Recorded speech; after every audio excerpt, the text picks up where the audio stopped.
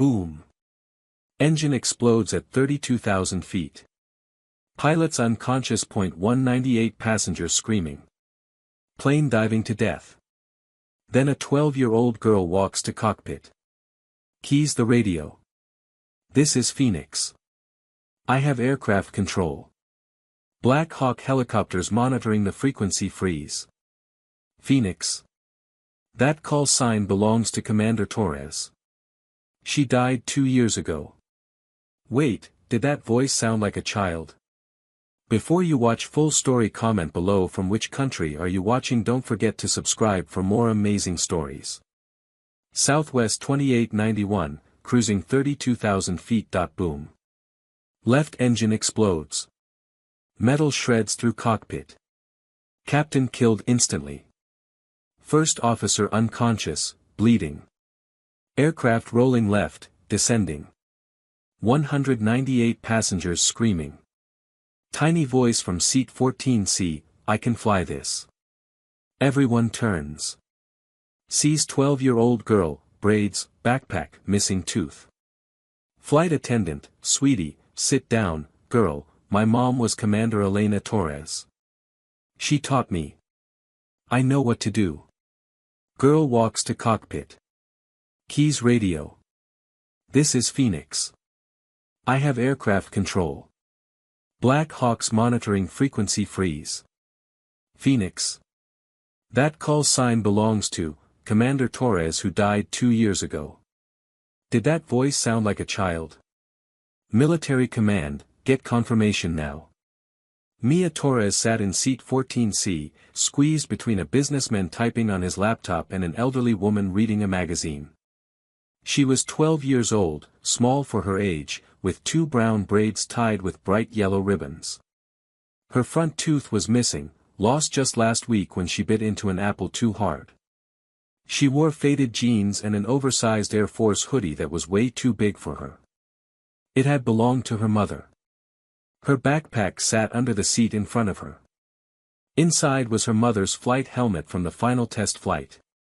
White with Phoenix painted in bold red letters. A small crack ran down the left side where it had hit the ground after the crash. She was traveling alone today, an unaccompanied minor, going to see her grandmother in Seattle. She hadn't seen Grandma since the funeral 2 years ago. Mia opened her notebook and started coloring. She was drawing an F-18, her mother's favorite. The flight was smooth at 32,000 feet. People were moving around, relaxed. Mia had almost dozed off when she heard it. A strange whining sound from the left engine. High-pitched. Wrong. Her eyes snapped open. She knew that sound from her mother's training recordings. Then it happened. Boom. The explosion was deafening. The aircraft shook violently. Mia's marker flew into the air. The businessman's laptop crashed to the floor. The elderly woman screamed. The plane tilted left. Hard. Coffee cups flew. A flight attendant fell. Overhead bins popped open, spilling luggage. Oxygen masks dropped, swinging wildly. Alarms blared. People screamed, cried, prayed. But Mia didn't scream. Her training took over.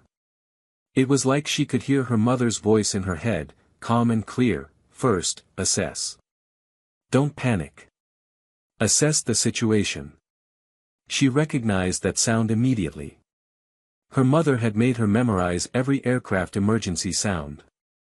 Engine failure, explosive decompression, hydraulic failure, fire warnings, all of them. Her mother had played the sounds over and over until Mia could identify each one instantly, even waking her up in the middle of the night with emergency sounds to drill the responses into her. That was an uncontained engine failure. An explosion. Mia looked out the window. Black smoke was pouring from the left engine. She could see pieces of metal missing, jagged holes in the engine cowling. Flames were visible, orange and angry. The engine was destroyed. Completely gone. She watched the wing. Was it damaged? She looked for fuel leaks, for fire spreading, for structural failure. The wing looked intact, but the aircraft was banking harder now, descending. She could feel the deck angle changing under her feet. Mia did the math in her head, just like her mother had taught her. Engine failure plus violent shaking plus cockpit not responding equals pilots incapacitated. Pilots incapacitated plus damaged aircraft plus no one flying equals everyone dies in approximately 12 minutes. Unless someone takes control. She thought about her mother's last words before that final test flight. Elena had knelt down in their kitchen that morning, still in her flight suit, and looked Mia straight in the eyes. Her mother's hands had been on Mia's shoulders, gripped firm. "Phoenix, listen to me. If you're ever in an airplane emergency, any emergency, you use everything I taught you. Everything. You don't freeze. You don't panic. You fly. Promise me." Mia had promised. She'd thought it was a weird thing to say. She was just a kid. She'd never be in a real emergency. But her mother had known. Somehow, she'd known. And now it was time to keep that promise. Mia unbuckled her seatbelt with shaking fingers. "Sweetie, put your seatbelt on," the elderly woman shouted, grabbing at Mia's arm. Mia gently pulled away. "I'm sorry," she said quietly. "I have to go help." She stood up and started walking toward the front of the plane. Her legs were shaking but she kept moving. Step by step. One foot in front of the other. Other passengers were screaming at her to sit down. A man reached out to grab her but she ducked around him.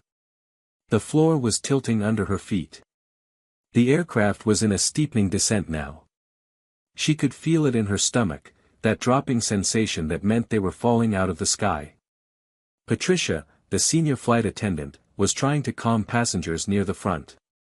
She was 45 years old, 20 years with Southwest Airlines, and she'd dealt with plenty of emergencies. But nothing like this. The captain wasn't responding to the intercom. The cockpit door was closed. And the plane was clearly out of control. She saw the small girl walking up the aisle during an emergency. A child, alone, with braids and a backpack.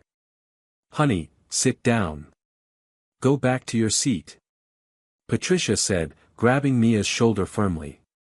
Mia looked up at her with eyes that seemed too old for her face.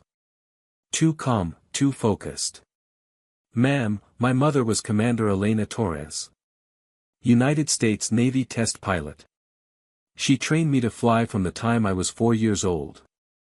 I have 1,400 hours in flight simulators. I know how to fly a Boeing 737. I can help." Patricia blinked. This tiny child was telling her she could fly a commercial jet. It was insane. Impossible. "Honey, you're 12 years old," Patricia said, trying to sound gentle even as the plane shook around them. "I know," Mia said, and her voice cracked slightly. "My mom died 2 years ago teaching me to fly. She made me practice every day. Every single day. She said it was important, that I needed to know how to survive. I didn't understand why. But now I do. Ma'am, please. I'm not letting everyone on this plane die when I might be able to help." Patricia looked at this small girl. At her oversized hoodie. At her missing front tooth. At her braids coming loose from the turbulence. She thought about her own daughter at home, just a year younger than this girl. But she also saw something else. The way Mia stood, balanced on her feet even as the plane pitched. The way her eyes were already scanning toward the cockpit, calculating. The absolute lack of panic in her face. "Please," Mia said quietly. "My mom prepared me for this. Let me try." Patricia made a decision that would haunt her or save her life, she wasn't sure which. She opened the cockpit door. What Mia saw made her stomach turn and her heart break all at once. The captain was slumped over the controls, blood on his white uniform shirt. Dead. A massive piece of engine shrapnel had penetrated the cockpit window, spiderwebbing the glass, and had struck him in the chest. He never had a chance. The first officer was unconscious, slumped in his seat, bleeding from a deep gash on his forehead where he'd hit the instrument panel. His breathing was shallow, but he was alive. The aircraft was in a 15-degree bank to the left, descending through 28,000 feet. The instruments were flashing warnings everywhere, red lights, yellow lights, master caution alarms screaming. One engine completely dead, the other running rough, vibrating, hydraulic pressure dropping. It was a nightmare scenario. For a moment, Mia froze. This wasn't a simulator. This was real. Real blood, real bodies, real death. Then she heard her mother's voice in her memory, from a training session 3 years ago, "Phoenix, when you're scared, that's when training saves you. You don't think. You do. Muscle memory. Trust your training." Mia climbed into the first officer's seat. She was too small, way too small. Her feet barely reached the rudder pedals. She couldn't see over the instrument panel properly. "I need cushions," she called out. Patricia sprang into action, grabbing seat cushions from first class. She stuffed them behind Mia's back, under her, anywhere to make her bigger. Other flight attendants appeared, helping, their faces pale with shock but moving automatically. Mia's hands were shaking as she gripped the control yoke. The plastic felt cold under her fingers. She could feel the aircraft fighting her through the controls, the damaged engine creating asymmetric thrust, trying to roll the plane over. She took a breath and started her scan, exactly like her mother had drilled into her 10,000 times. Attitude indicator, 15-degree bank, 5-degree nose down. Altitude, 27,500 feet and descending at 1,200 feet per minute.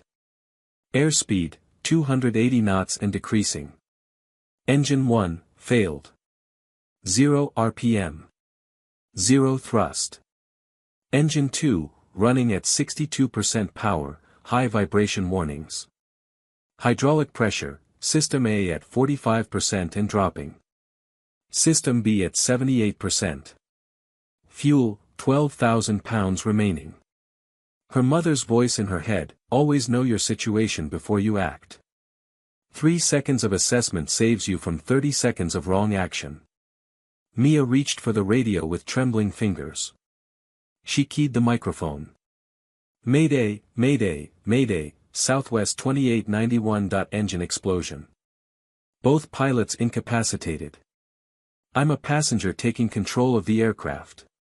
There was a pause. Then a voice crackled back, confused and urgent, "Southwest 2891, say again. Who is this? Verify your identity." Mia took a deep breath. Her voice came out smaller than she wanted. Younger than she wanted. "Seattle Center, my name is Mia Torres. I'm 12 years old. My mother was Commander Elena Torres, United States Navy, call sign Phoenix. She taught me to fly from age 4. I have 1,400 hours of simulator time. I'm using her call sign now. This is Phoenix, and I have aircraft control." Another pause, longer this time. She could almost hear the controllers trying to process what they'd just heard. "Phoenix, copy that. We're getting you help. Stay on this frequency. Can you confirm both pilots are incapacitated?" "Yes, sir. Captain is deceased. First officer is unconscious with head trauma. I'm the only one flying this aircraft right now." "Understood, Phoenix. What is your training background?" Mia almost laughed.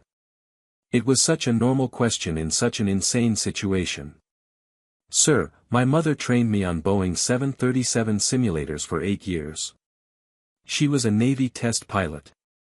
She made me learn every system, every emergency procedure. I've practiced engine failures, hydraulic failures, electrical failures, landing gear malfunctions, everything. I know this aircraft." She pulled back on the yoke gently, slowly leveling the wings. The plane stopped banking. She adjusted the throttle on the working engine, compensating for the dead one.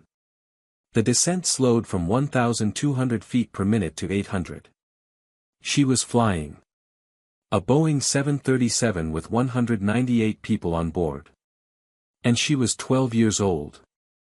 Patricia stood behind her, one hand on the back of the seat, staring in disbelief as this tiny girl manipulated the controls like she'd been born to do it. 30 miles away, 2 Black Hawk helicopters were already scrambling. When Southwest 2891 declared an emergency, the military base nearest to their flight path launched an escort.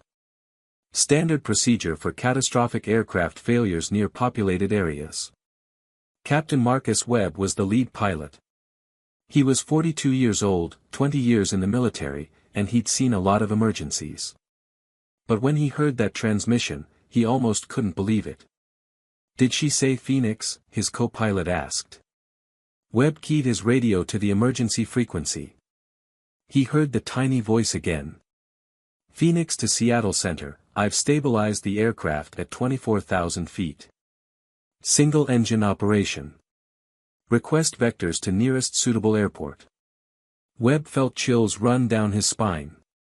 That voice. That call sign. "Phoenix," he said slowly. "That's Elena Torres's call sign. But Commander Torres, she died in a test crash 2 years ago." His co-pilot was already pulling up information on the tablet. "Says here Commander Elena Torres had one daughter.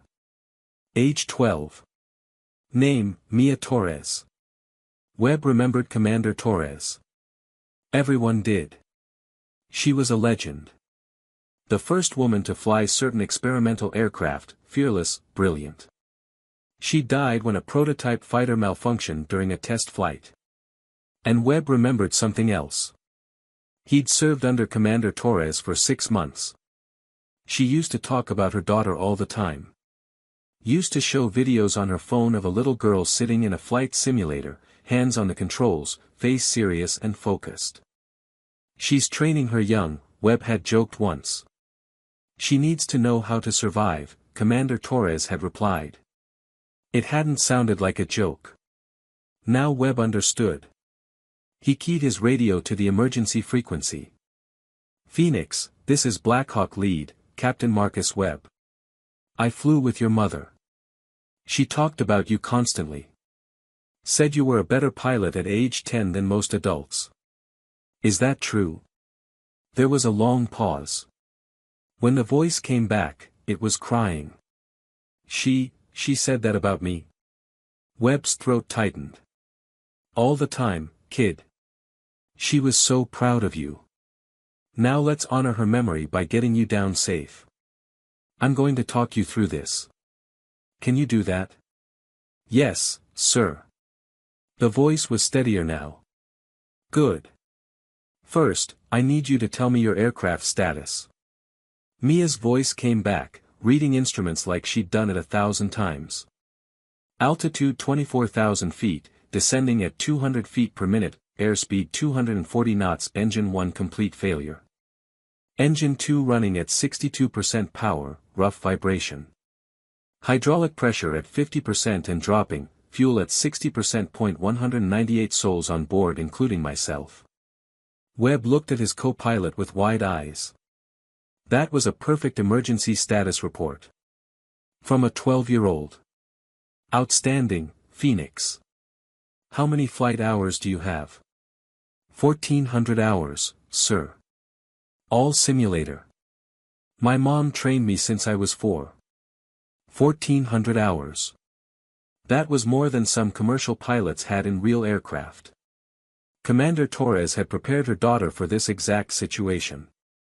"All right, Phoenix. We're going to bring you home." Inside the cabin of Southwest 2891, passengers were starting to understand what was happening. Someone had seen the small girl walk into the cockpit. Someone else had heard her name on the overhead speakers when she talked to air traffic control. A woman in row 12 pulled out her phone. They were still high enough to have a weak signal.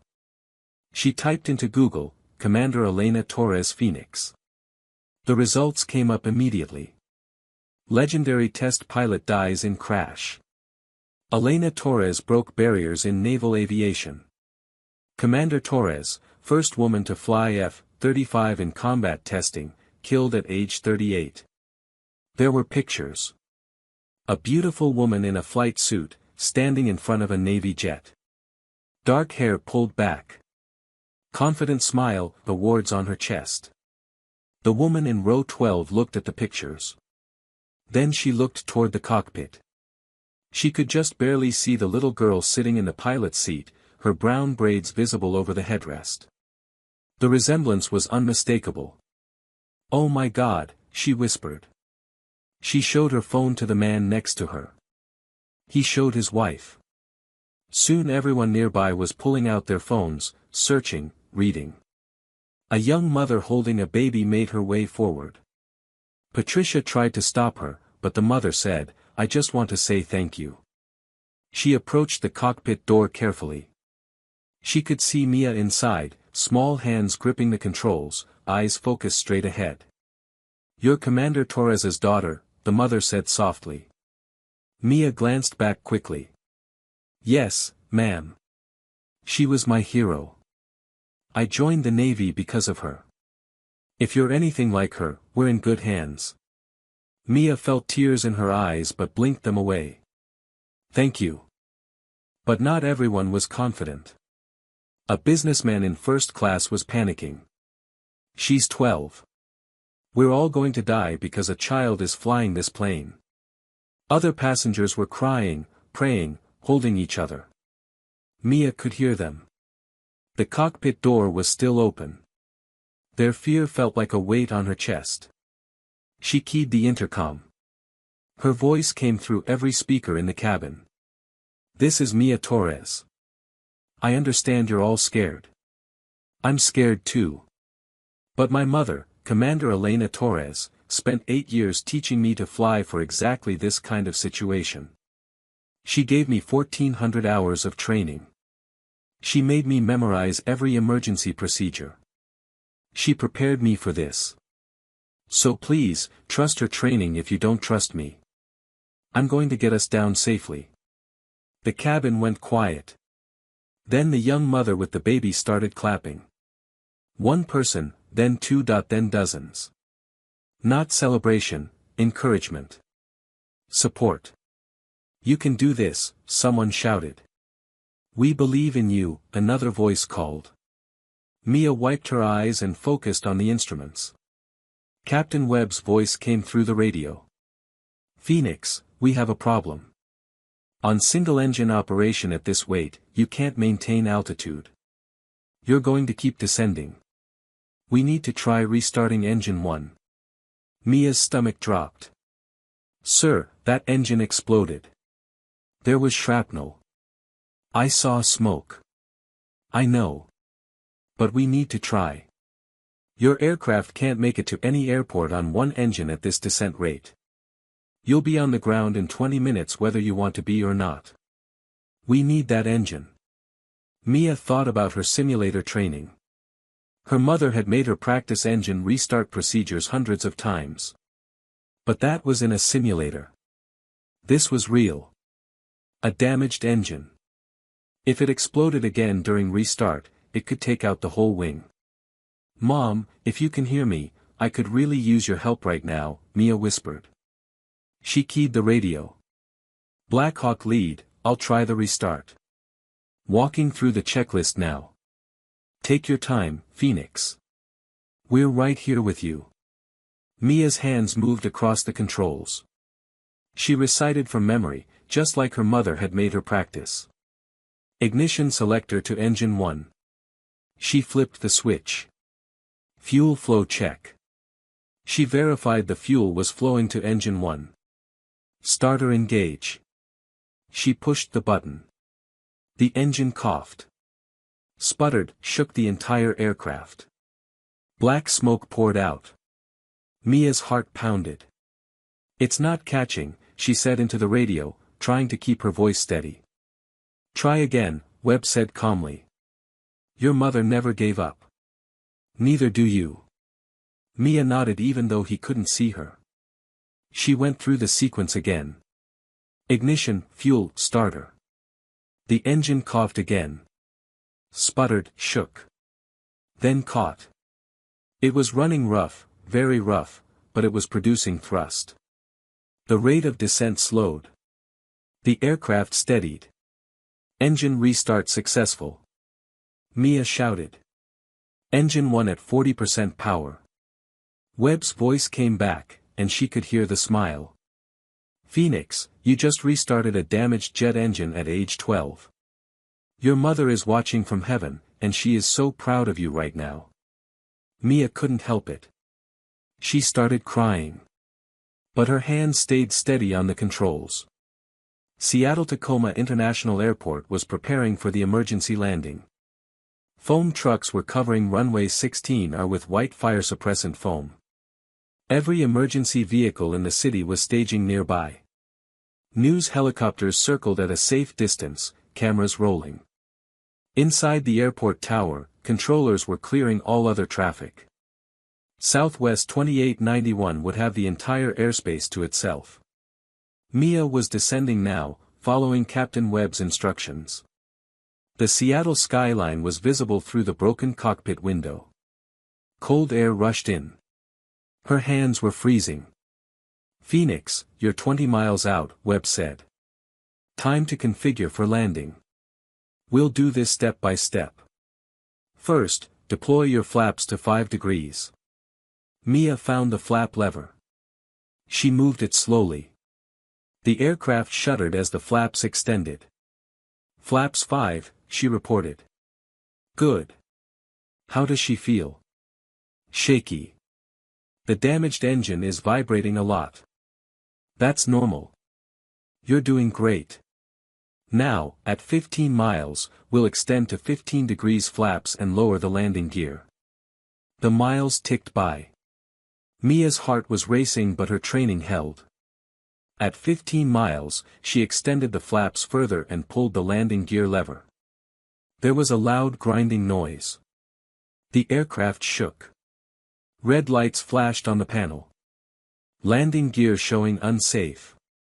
Mia said, fear creeping into her voice. Check your indicators, Webb said calmly. What do you see? Mia looked at the 3 green lights that should show when landing gear was down and locked. Only 2 were green. The nose gear light was red. Nose gear won't lock. Alright, we're going to try the backup system. There's a manual release. Webb talked her through it. Mia found the manual release and pulled it. The gear chunked into place. All 3 lights turned green. Gear down and locked. Relief flooded through her. Outstanding. Now, Phoenix, I need you to listen carefully. At 5,000 feet, I want you to extend flaps to 30 degrees. That's full landing configuration. The aircraft will slow down significantly. Keep your speed above 140 knots. Below that, you'll stall. At 5,000 feet, passengers could see the airport. Some were crying. Others praying.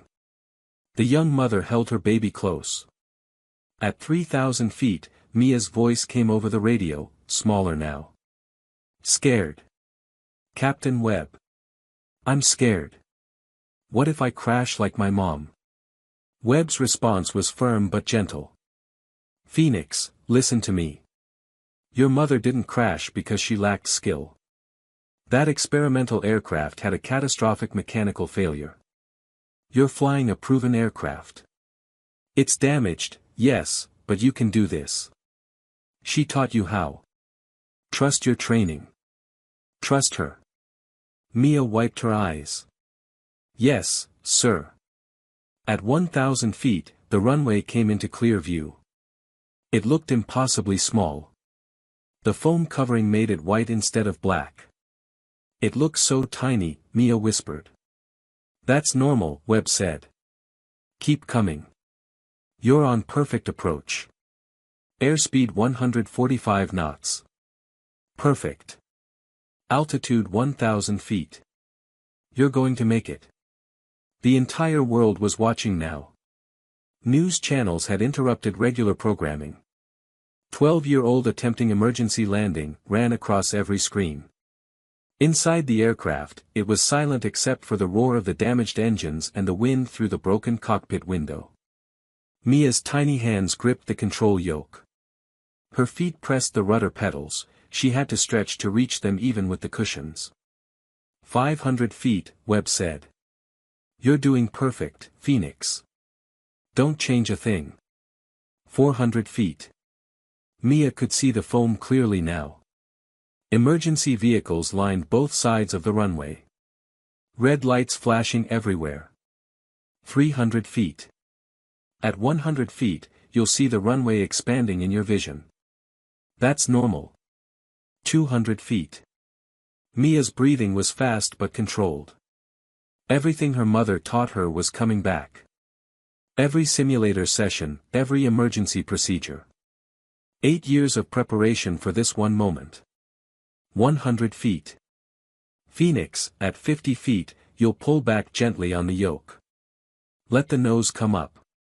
Main wheels touch first. Then hold the nose up as long as you can before letting it down. Can you do that? Yes, sir. 50 feet. Pull back now. Mia pulled the yoke toward her chest. The nose of the aircraft rose. The main landing gear dropped toward the runway. Thump.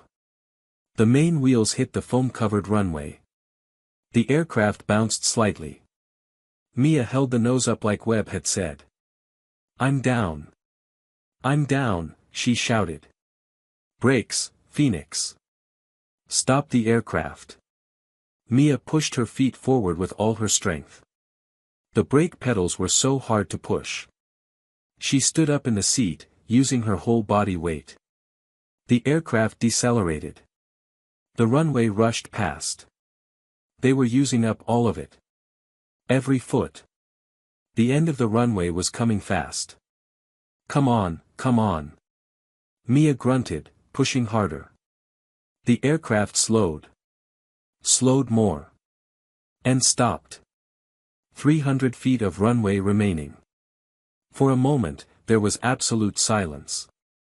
Then the cabin erupted. Passengers were crying, cheering, applauding, hugging strangers. Some fell to their knees in prayer. Others just sobbed with relief. Mia sat in the pilot's seat, shaking uncontrollably. She reached into her backpack on the floor and pulled out her mother's cracked flight helmet. She put it on her head. It was way too big, but she didn't care. I did it, Mom, she whispered, tears streaming down her face.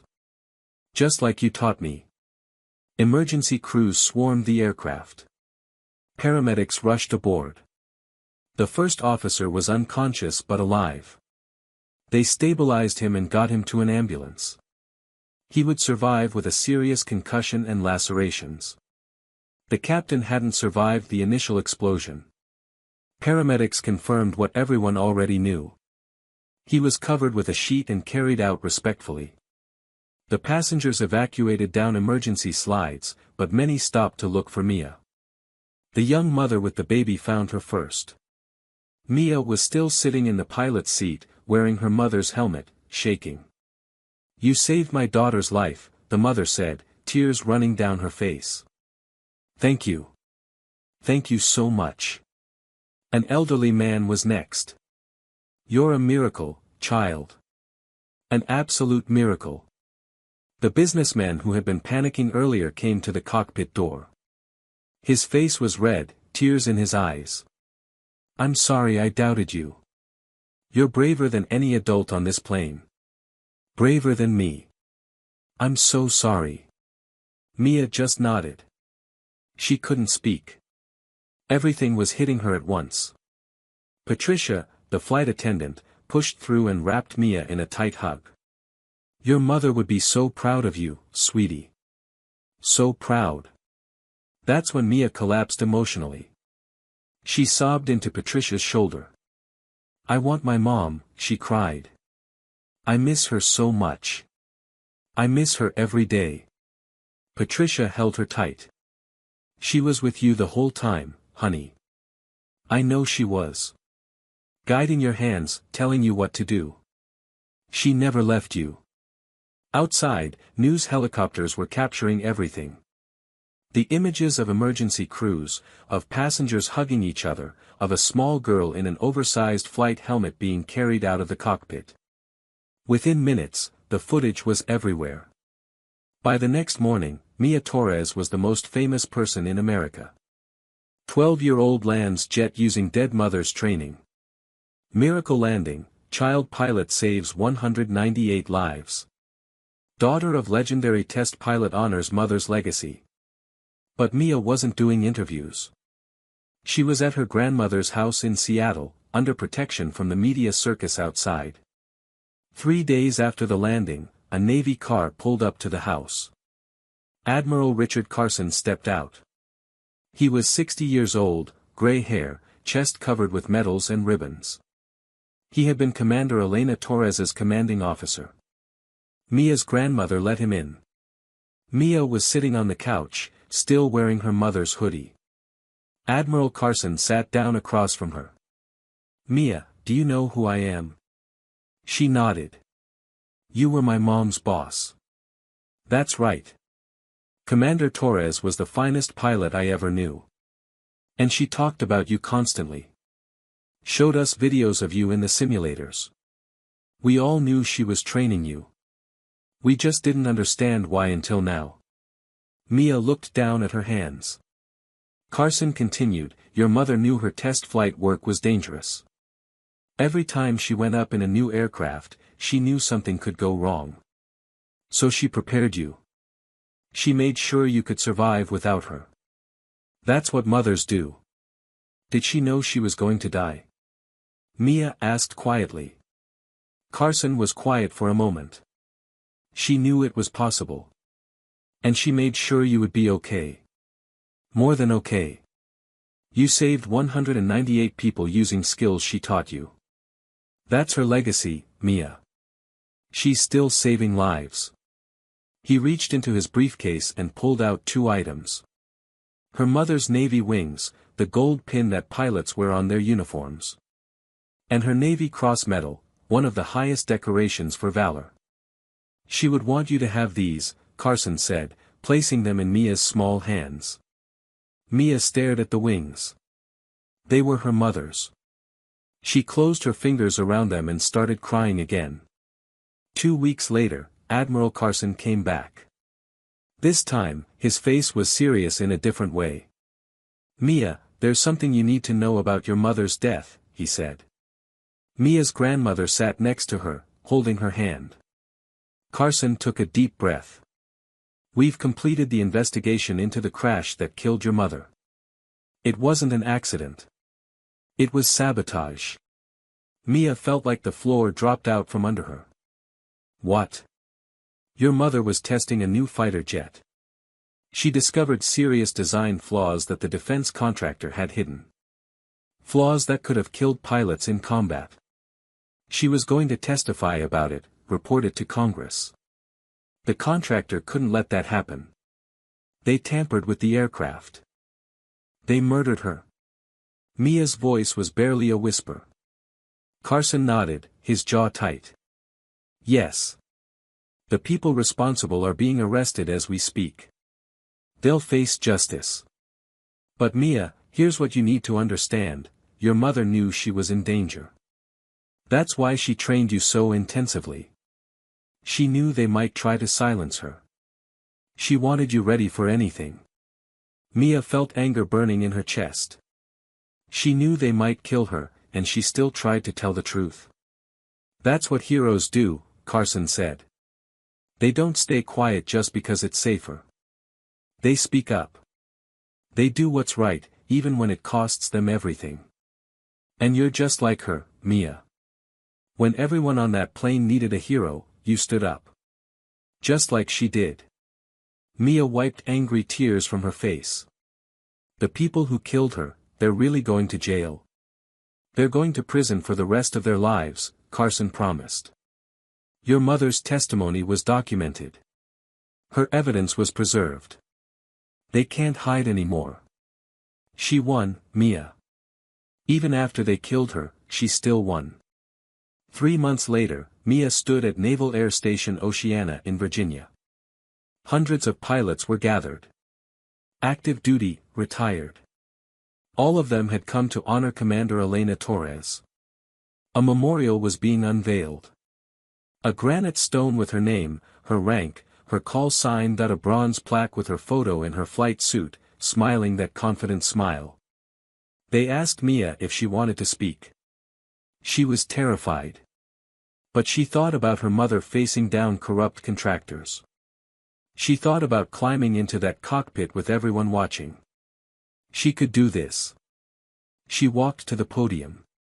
Someone had to lower the microphone way down for her. Mia looked out at the crowd of pilots. Warriors, heroes, all looking at her. My mom called me Phoenix because she said that even if she fell, I would rise, Mia began. Her voice was small but clear. She taught me to fly so I would never be helpless.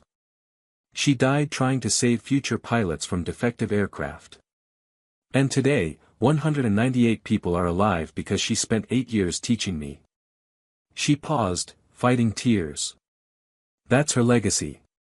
She's still saving lives. Even though she's gone, she's still protecting people. That's what real heroes do. The crowd was silent. Many had tears in their eyes. She didn't just teach me to fly, Mia continued. She taught me to speak up when something is wrong. To help people when they need it. Never give up, even when you're scared. Even when everyone says you're too small, too young, too weak. She looked at the memorial, at her mother's bronze face. I love you, Mom. And I'm going to make you proud. The crowd erupted in applause. Pilots were saluting. Some were openly crying. Admiral Carson presented Mia with her mother's Navy wings, officially. Mia pinned them to her jacket. Then she walked to the memorial and placed her mother's cracked flight helmet at the base. The helmet that had been with her in the cockpit, the helmet that connected them. What will you do now, Mia? Admiral Carson asked quietly. Mia looked up at him with determined eyes. I'm going to become a test pilot, just like my mom. I'm going to finish what she started. Make sure aircraft are safe. Make sure no one else dies because companies hide the truth. And maybe someday, I'll teach my own kids to fly. Pass it forward. Keep the phoenix alive. Carson smiled. She would love that. 1 year later. Mia was 13 now. Taller and no longer missing her front tooth. But still with those same brown braids. She sat in the back seat of a Navy T-45 training aircraft. The instructor pilot, Lieutenant Commander Sarah Chen, was in the front seat. They were flying over the Virginia coast, practicing basic maneuvers. Mia had special permission to fly with Navy instructors as part of her continuing education. Her mother's legacy had opened doors. You're a natural pilot, Mia, Chen said over the intercom. Just like your mother. She's still teaching me, Mia replied. I hear her voice every time I fly. She looked up at the clouds, at the endless blue sky. Thanks, Mom. For everything. I'm Phoenix now. And I won't let you down. The radio crackled. An emergency call from somewhere nearby. A small civilian aircraft in distress, pilot having a medical emergency. Tower is calling for experienced pilots in the area, Chen said. Mia smiled. I'm 13 now, ma'am. I have experience. Chen laughed. That you do, Phoenix. That you do. Let's go help them. The T-45 banked hard and accelerated toward the emergency. Mia's hands were steady on the controls, her mother's wings pinned to her flight suit. Call signs never die. They just pass to the next generation. The Phoenix was rising again, and she would never stop flying.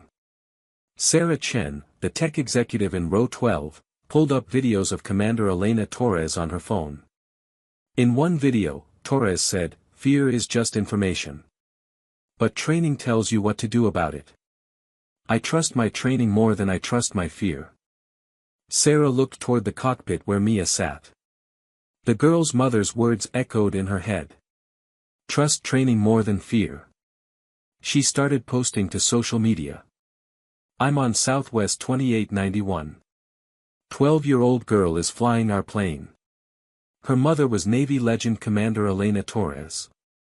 If anyone can save us, she can. Hashtag Phoenix Rising. Within minutes, the posts went viral. Millions were following the emergency in real time. In row 15, an elderly veteran named Robert held his wife's hand. He'd flown B-17 bombers over Germany in 1944.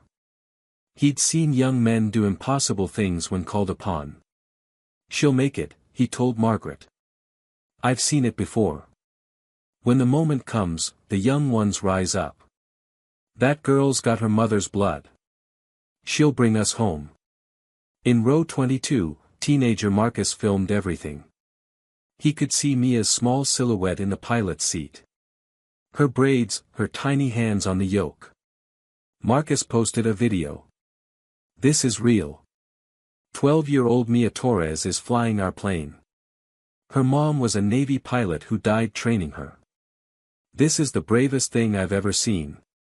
Whatever happens, this girl is a hero. Hashtag Phoenix Torres. The video got 5 million views in 30 minutes. At Seattle-Tacoma International Airport, the control tower was in organized chaos. Controllers were clearing every aircraft from the airspace. Air traffic controller Mike Davidson keyed his microphone. Phoenix, Seattle Tower. Runway 16R is being prepared. All other traffic cleared. We're ready when you are. Mia's young voice came back, professional and precise. Seattle Tower, Phoenix. Estimate 23 minutes to runway. Request emergency equipment standing by. Already staged, Phoenix, fire, medical, everything. We've got you. Mike looked at his supervisor, Linda Chen, watching the radar screen. She sounds so young, Linda said quietly. She sounds trained, Mike replied. That's what matters. As Mia descended toward Seattle, every second felt like an hour. Her hands were cramping from gripping the yoke. Her legs were shaking from the constant pressure on the rudder pedals. The cold air rushing through the broken cockpit window was freezing her fingers, making them stiff. But she couldn't stop. Couldn't rest, had to keep flying. Captain Webb's voice came through her headset. Phoenix, you're doing great. 15 miles out now. Let's run through your pre-landing checklist. Mia's voice was tired but steady. Pre-landing checklist. Altimeters checked and set. Landing lights on. Seat belts, passengers are already belted. Flaps currently at 5 degrees. Good. At 10 miles, we'll extend to flaps 15 and drop the gear. Your aircraft is going to get a lot slower and a lot noisier. The damaged engine is going to vibrate more. That's all normal. Are you ready? Mia looked at the altitude. 12,000 feet. She could see Seattle clearly now. The Space Needle, the downtown skyline, and in the distance, the airport. So far away still. I'm ready, sir. The miles ticked by. Mia's mother's voice echoed in her memory from hundreds of training sessions. Approach is where most accidents happen. You get task saturated. Too many things to do at once. That's why we practice until it's automatic. You don't think. You just do. At 10 miles, Mia extended the flaps to 15 degrees. The aircraft shook violently. The damaged engine screamed in protest. Warning lights flashed. But the plane slowed, settling into landing configuration. Gear down, Webb said calmly. Mia pulled the landing gear lever. She heard the grinding of hydraulics, felt the thump as the gear extended. 3 green lights appeared on her panel. Gear down and locked, she reported. Outstanding, Phoenix. You're on perfect glide slope. 500 feet per minute descent.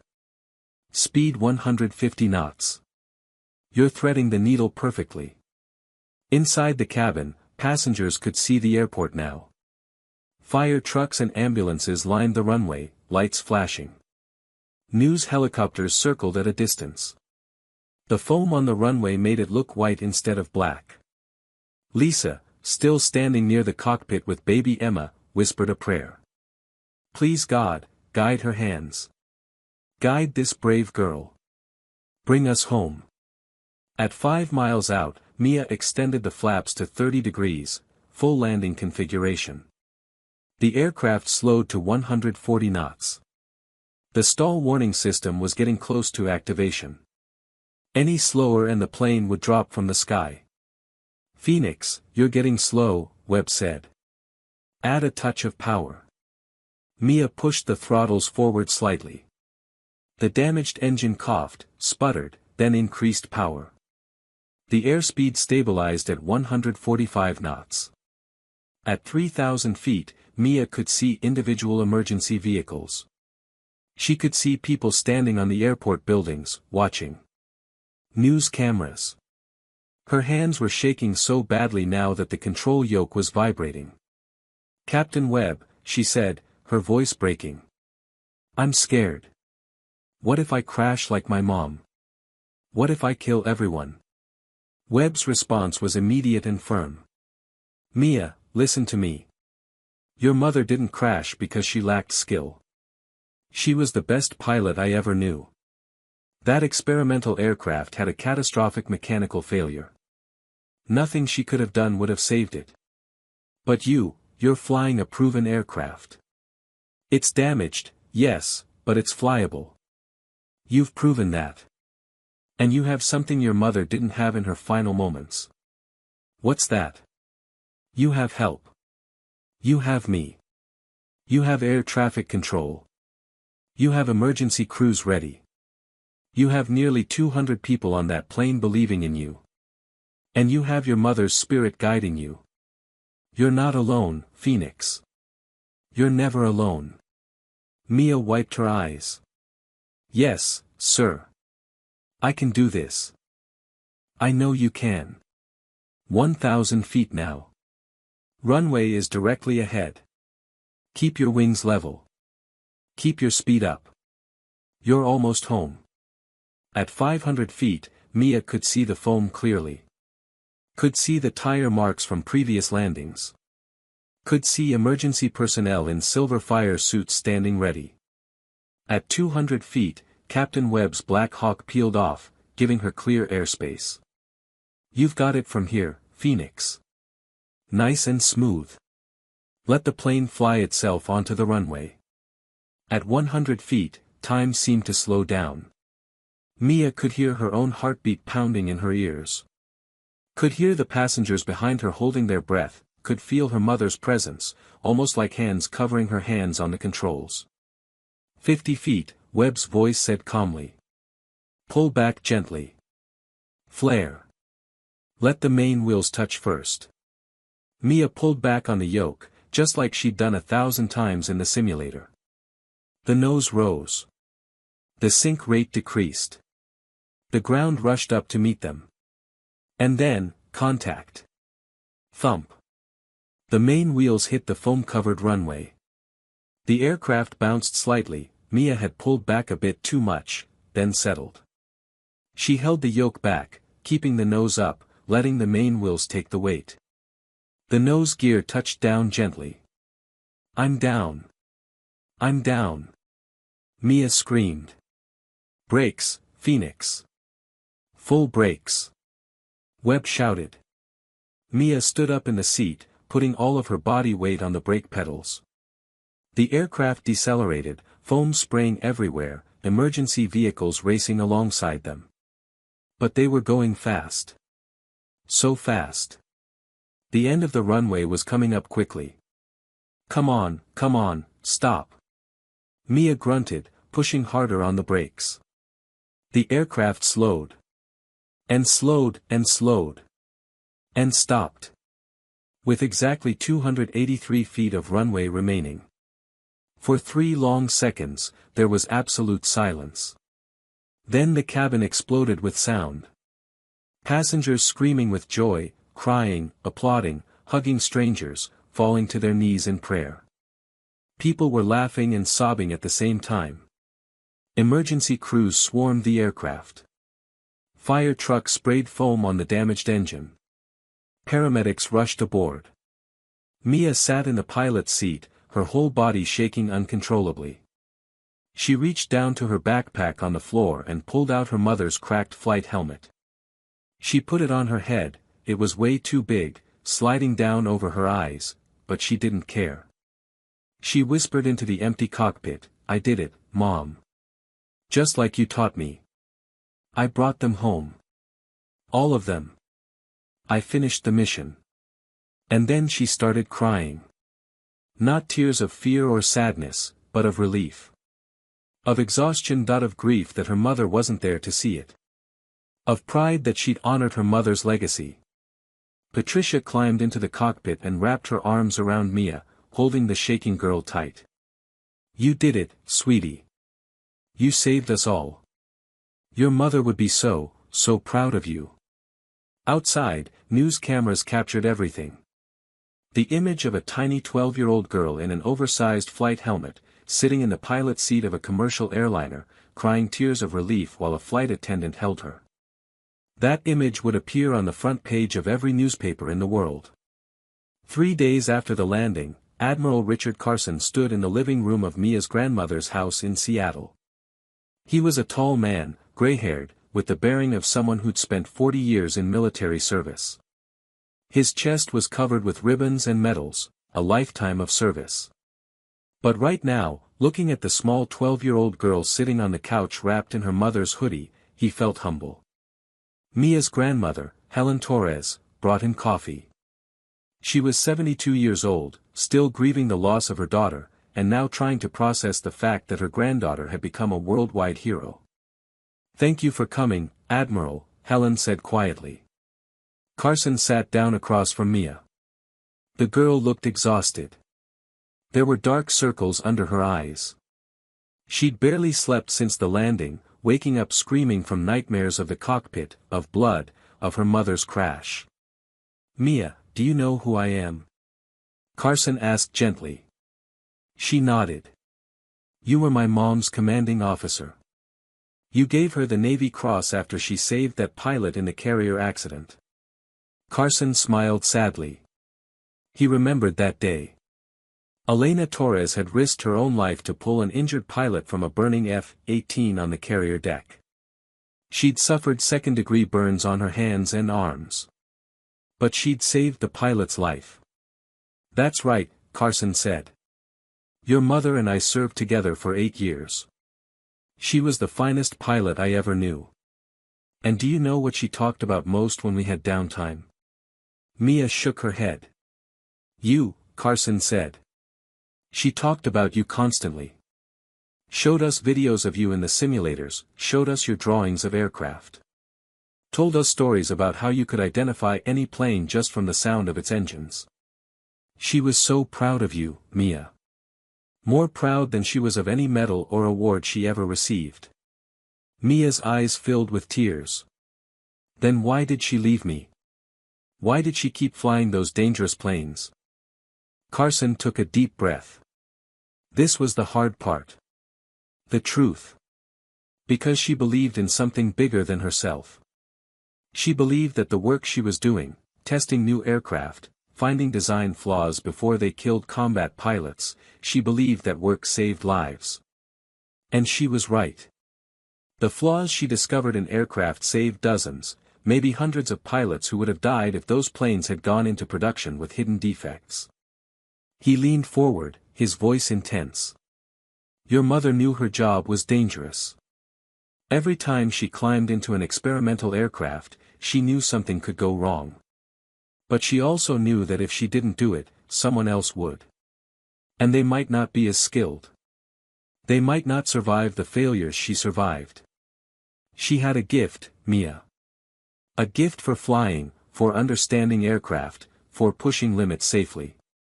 And she used that gift to protect others. But what about protecting me? Mia said, her voice breaking. She protected everyone else, but she left me alone. Carson reached into his briefcase and pulled out a thick folder. He opened it and spread photos across the coffee table. Mia leaned forward, looking at them. They were surveillance photos. Someone had been following her mother. Watching her. There were pictures of Elena leaving the base. Going to the store, picking Mia up from school. What are these? Mia asked. Evidence, Carson said grimly. After your mother died, we investigated.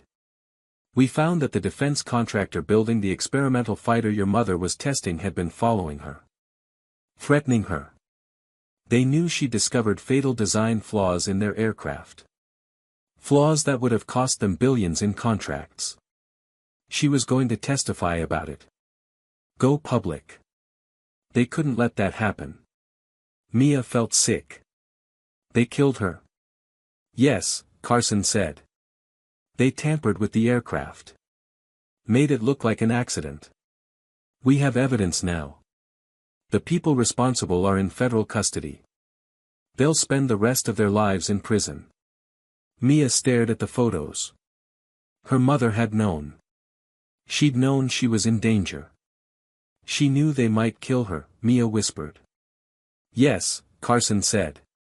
And that's why she trained you so intensively. She knew her time might be limited. She wanted you ready for anything. Ready to survive, ready to protect yourself. She spent thousands of hours preparing you because she loved you more than anything in the world. He pulled out more items from his briefcase. Flight logs. Training records, videos of Mia in simulators from when she was just 5 years old, 6, 7, 8, practicing emergency landings over and over. Your mother documented everything, Carson said. She kept detailed records of your training. She wrote in her personal log, Phoenix is ready. If anything happens to me, she'll survive. She'll thrive. I've given her the tools. I've given her the skills. I've given her everything I have. My daughter will never be helpless. Mia was crying openly now. I miss her so much. I know you do, Carson said softly. But Mia, look at what you did. 198 people went home to their families because your mother spent 8 years teaching you. That's her legacy. She's still saving lives through you. She's still protecting people through you. And she always will be. He reached back into his briefcase and pulled out 2 items. Her mother's Navy wings, the gold pin that pilots wear on their uniforms. And her Navy Cross Medal, one of the highest decorations for valor. She would want you to have these, Carson said, placing them in Mia's small hands. And I have one more thing. He pulled out a letter. Sealed envelope. Mia's name written on it in her mother's handwriting. Your mother left this with me 4 months before she died. She made me promise to give it to you if anything happened to her. I think now is the right time. Mia took the envelope with shaking hands. She stared at her mother's handwriting. Then carefully, she opened it. Inside was a single handwritten letter. Her mother's words. My dearest Phoenix. If you're reading this, then I'm gone. And I'm so sorry. I never wanted to leave you. You are the best thing that ever happened to me. Being your mother was my greatest joy and my greatest honor. I know you're probably angry at me right now. Angry that I kept flying dangerous missions, angry that I left you alone. And you have every right to be angry. But I need you to understand something. The work I do saves lives.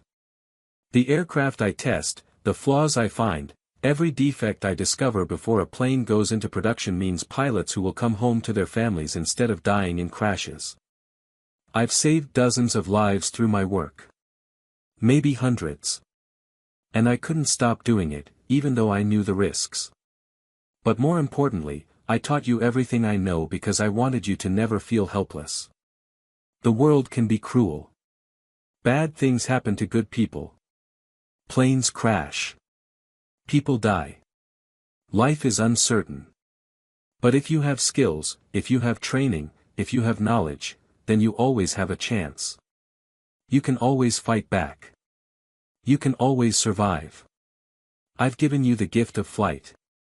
The gift of understanding aircraft, the gift of confidence in your abilities. Those are gifts that can never be taken from you. If you're reading this, then something went wrong. I knew this day might come. But I'm not afraid, Phoenix. Do you know why? Because I know you're ready. I know you can handle whatever life throws at you. I've made sure of it. Be brave, my darling. Be strong. Use everything I taught you. Help people when you can. Stand up for what's right. Never give up, even when you're scared. And always remember, I'm with you. Every time you fly, I'm right there beside you. Guiding your hands, whispering in your ear, telling you that you can do it. You are my phoenix. And even if I fall, you will rise. You will soar. You will do amazing things. I love you more than all the stars in the sky. Forever your mom. Commander Elena Torres. Mia read the letter 3 times, tears streaming down her face. Her grandmother sat beside her, holding her, both of them crying. Admiral Carson stood up quietly, giving them space to grieve, to heal. When Mia finally looked up, her eyes were red but determined. I'm going to finish what she started, Mia said firmly. I'm going to become a test pilot. I'm going to make sure aircraft are safe. I'm going to make sure no one else's mother dies because companies hide defects. And I'm going to teach others to fly, just like she taught me. I'm going to pass it forward. Carson smiled, tears in his own eyes. She would love that, Mia. She would love that so much. Mia was 13 now. She'd grown 2 inches. Her missing tooth had been replaced. She still wore her mother's hoodie sometimes, but she'd also started wearing her mother's navy wings pinned to her jacket. She sat in the back seat of a Navy T-45 Goshawk training aircraft. The instructor pilot, Lieutenant Commander Sarah Chen, was in the front seat. They were flying over the Chesapeake Bay, practicing basic aerobatic maneuvers. Mia had been granted special permission by the Secretary of the Navy to fly with military instructors. It was unprecedented, a 13-year-old civilian flying in military training aircraft. But after what she'd done, after the investigation into her mother's death, after the world had seen her courage, they'd made an exception. You've got natural feel for the aircraft, Mia, Chen said over the intercom. Just like your mother. The stick and rudder skills are genetic, I think. Mia smiled. She used to say that flying was like dancing. You have to feel the music. They practiced aileron rolls, barrel rolls, loops. Mia's stick inputs were smooth, confident. A year of continued training had only sharpened her skills. Your mother would be bursting with pride right now, Chen said. Watching you fly like this. I feel her sometimes, Mia said quietly. When I'm flying. I hear her voice telling me what to do. Is that weird? Not weird at all. I hear my old instructor's voice every time I fly. The good ones stay with you forever. The radio crackled. Navy Trainer 42, this is Norfolk approach. We have an emergency in progress. Civilian Cessna, 20 miles northeast of your position, pilot experiencing medical emergency, aircraft descending. We're calling for any available aircraft with instructor pilot to provide assistance. Chen keyed her mic, Norfolk approach, Trainer 42. We're 12 miles south of that position. We can be on scene in 3 minutes. Roger, Trainer 42. Proceed to intercept. Civilian aircraft is a student pilot on his first solo cross-country. He's panicking. Chen banked the T-45 hard, accelerating toward the emergency. Mia, you listening? Yes, ma'am. We're going to help someone today. Just like people helped you. That's what we do. We pass it forward. They intercepted the Cessna 5 minutes later. Chen could see the small aircraft wobbling through the sky, clearly being flown by someone who was terrified. Cessna 734, this is Navy Trainer 42. We're on your right wing. We're here to help. What's your situation? A young male voice, shaking with terror. My instructor had a heart attack. He's unconscious. I've only had 12 hours of training. I don't know how to land. I'm going to crash. Chen's voice was calm, soothing. No, you're not. We're going to talk you through this. First, take a deep breath. You're flying fine right now. Wings level, steady altitude. You're doing great. But I don't know how to land. That's okay. We're going to teach you. Step by step. What's your name? Kevin. Kevin Martinez. I'm 17. This is my first solo cross-country. I'm so scared. In the back seat, Mia keyed her intercom. Ma'am, permission to speak to him. Chen paused, then nodded. Go ahead. Mia switched to the radio frequency. Kevin, my name is Mia Torres. I'm 13. A year ago, I landed a Boeing 737 with both pilots incapacitated. If I can do that, you can land a Cessna. You're going to be okay. We're here to help you. There was a pause. Wait, you're the Mia Torres. From the Southwest flight. Yeah, that's me. And I know exactly how scared you are right now. Your heart is pounding. Your hands are shaking. You think there's no way you can do this. But Kevin, you can do it. You have training. You have help. And most importantly, you have the courage to try.